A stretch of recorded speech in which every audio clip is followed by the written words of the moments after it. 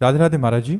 महाराज जी, मेरे मन में एक संशय बना रहता है कि इस संसार में जो दिखता है वो है नहीं और जो है वो दिखता नहीं। सही और गलत का चयन कर पाना बड़ा कठिन सा हो रहा है महाराज जी। तो ऐसे में महाराज जी समाधान दीजिए कि मतलब समाधान तो साधना से होगा। जो दिख रहा है बिल्कुल सच्ची बात है, ये सत्य नहीं है, और जो सत्य है वो दिख नहीं रहा, यही माया का कार्य है। इस माया से हटने के लिए अध्यात्म में स्थित होइएगा तो संशय खत्म हो जाएगा। ना सतो विद्यते भाव, ना भाव विद्यते सता। सत का कभी अभाव नहीं है और असत की सत्ता नहीं है। जो आप कह रहे हो, जो दिख रहा है उसकी सत्ता नहीं है, जो सत्ता है जिसकी वो दिख नहीं रहा। इसीलिए साधना की जाती है कि हमारे अंदर ज्ञान दृष्टि प्रकट हो और उसे हम ज्ञान दृष्टि से जाने।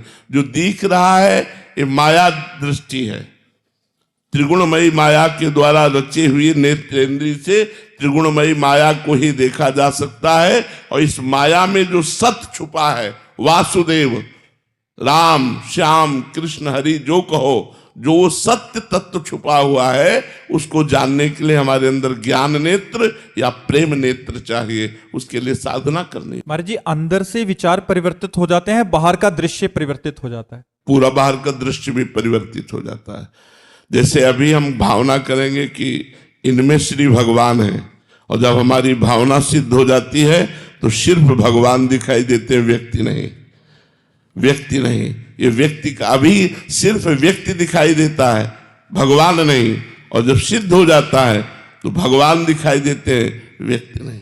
श्री राम मैं सब जग जानी, मानी नहीं कहा कि मैं सिया राम में सारे जगत को मानता हूं।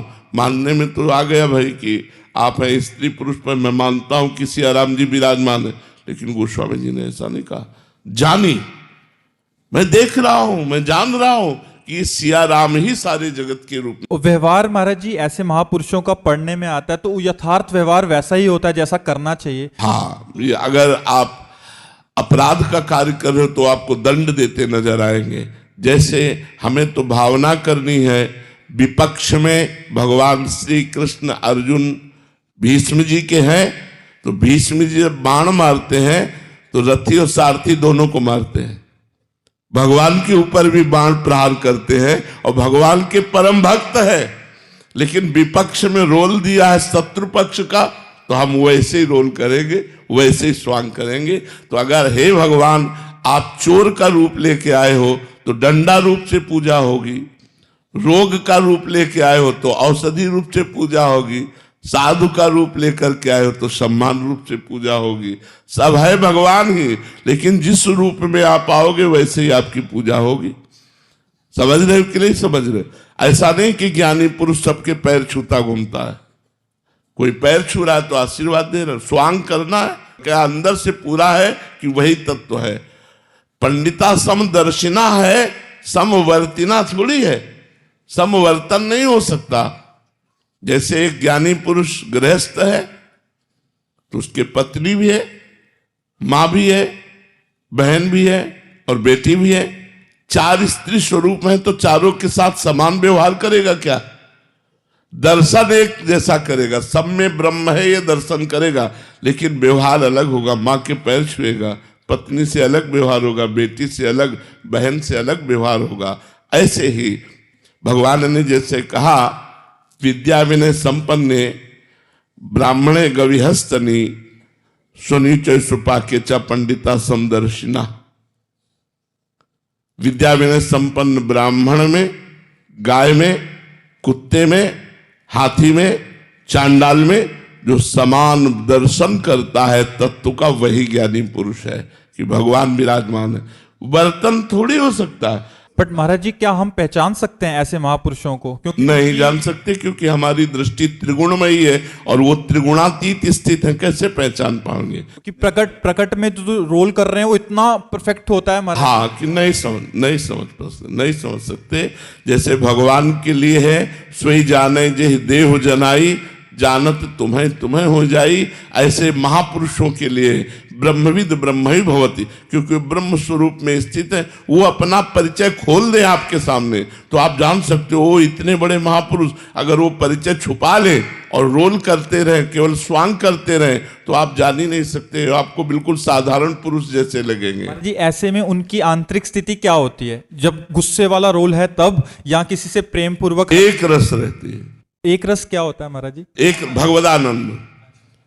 वो प्रसन्न है या वो रुष्ट है, ये बाहरी स्वांग होगा, अंदर से वो एकदम शांत है, अंदर से भगवदानंद में स्थित है। प्रसन्नता में उनका हृदय खुश है और क्रोध में उनका हृदय जल रहा है, ऐसा नहीं होता। क्रोध का एक नाटक हो रहा है बाहरी, और अंदर हृदय में भगवदानंद से परम शीतल हृदय होता है। अगर हृदय में परिवर्तन पड़ गया तो सिद्ध कहां हुए? हृदय में परिवर्तन नहीं पड़ना चाहिए, बाहरी क्रियाओं का परिवर्तन देखने को मिलेगा, लेकिन अंदर से उनकी स्थिति में कोई परिवर्तन नहीं। जी हम तो प्रकट में देखते हैं कि वो हंस रहे हैं और उनकी भौं चढ़ी है, दोनों में महाराज जी फिर। हाँ, ये स्वांग है ना, तो स्वांग में नाटक करने वाला जानता है, तो स्त्री का वो नाटक करेगा, लेकिन उसको पता है मैं स्त्री नहीं हूं। ऐसे ही क्रोध करते हुए भी वो ब्रह्म प्राप्त महाभागवत जान रहा है कि मैं केवल स्वांग कर रहा हूं, मैं उसमें स्वयं में लिप्त नहीं है। तो वो स्वांग भी बहुत अच्छी तरह होगा, लेकिन अंदर से बिल्कुल क्रोध नहीं होगा, क्रोध का स्वांग होगा।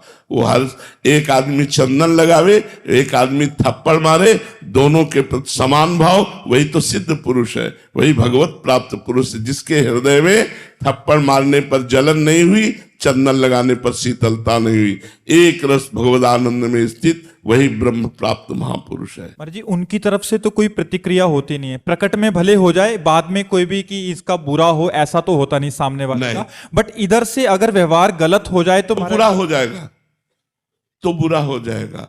जैसे हाँ, जैसे कपिल भगवान परम ज्ञान मूर्ति हैं, सांख्य योग के आचार्य हैं, तो वो कभी किसी को साप या भस्म कर सके ऐसा संभावना ही नहीं, क्योंकि ब्रह्म प्राप्त महापुरुष ब्रह्म ही है, भगवान के अवतार हैं। लेकिन सगर के 60,000 पुत्रों ने उनका अपराध किया तो भस्म हो गए। उन्होंने अपनी दृष्टि से भस्म नहीं किया, उनकी तो ब्रह्म दृष्टि है, उनके अपराध ने उनको भस्म कर दिया। तो अगर ऐसे ब्रह्म प्राप्त भगवत प्राप्त महापुरुषों का अपराध किया जाए तो वो सर्वनाश कर देगा, वो साप दे या न दे। अगर वो साप देते हैं तब तो हमें बचा लेते हैं, अगर वो साप दे दे तो हमें बचा लेंगे, क्योंकि वो साप देंगे तो उनको वरदान भी देना होगा। उनका हृदय ऐसा है, मानेगा ही नहीं। अगर वो दंड विधान कर दे तो बचा लिया, और अगर वो चुप हो गए, दंड विधान नहीं किया, तो फिर तुम्हारा सर्वनाश हो जाएगा। जैसे भगवान देवर्षि नारद जी नलकूबर मणिग्रीव को साप दे देते, जा वृक्ष योनि को प्राप्त हो। अब वो चरणों में गिरा के महाराज जड़ योनि में, तो उन्होंने कहा बनोगे तो वृक्ष ही, लेकिन नंदालय के यमलार्जुन नाम के वृक्ष होगे, और तुम्हें भगवान श्री कृष्ण का सानिध्य प्राप्त होगा, स्पर्श प्राप्त होगा, दर्शन प्राप्त होगा, तुम्हारा संभाषण होगा भगवान से। निहाल कर दिया। तो महाराज जी ऐसे महापुरुषों का संग से मतलब लाभ तो है ही है, बट ऐसा संग कैसे किया जाए? क्योंकि वो तो आग के समान है, कुछ भी जला देंगे ऐसा। तभी भगवान से प्रार्थना करनी चाहिए कि हमको साधु संग की क्षमता दीजिए। जब द्रवहि दीन दयालु राघो तो साधु संगति पाइए। साधु संग बहुत दुर्लभ वस्तु है, महत्संगस्तु दुर्लभ हो, और इसीलिए देवर्षि नारद जी ने लिखा अगम्यो, क्योंकि वो जन साधारण जैसे ही दिखेंगे, कोई मुकुट थोड़ी लगा के वो महापुरुष आते हैं, और उनकी जन साधारण जैसी चेष्टा होगी।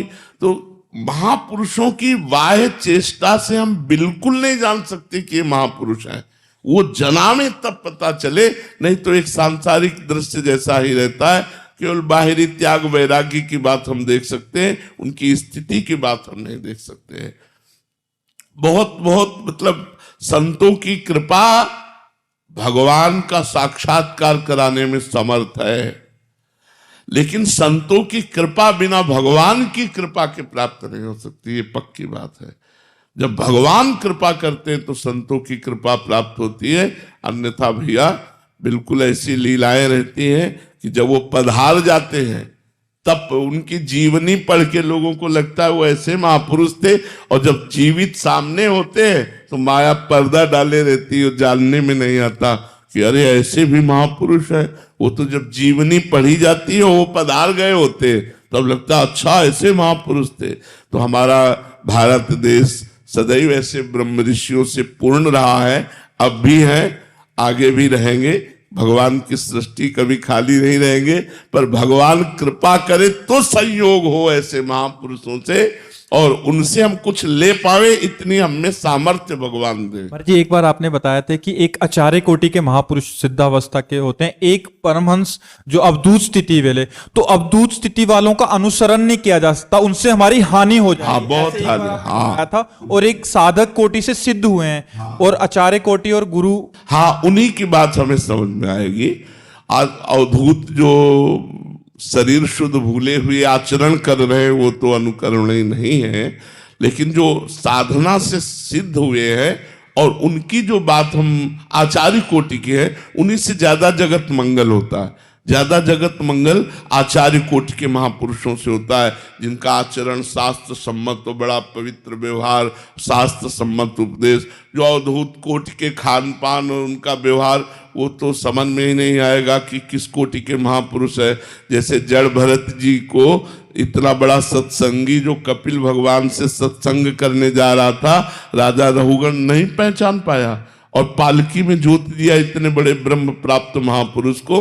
वो तो जब कृपा करके उन्होंने अपने को जनाया तो वो जान पाए कि इतने बड़े ब्रह्म प्राप्त महापुरुष श्री जड़ भरत जी महाराज हैं।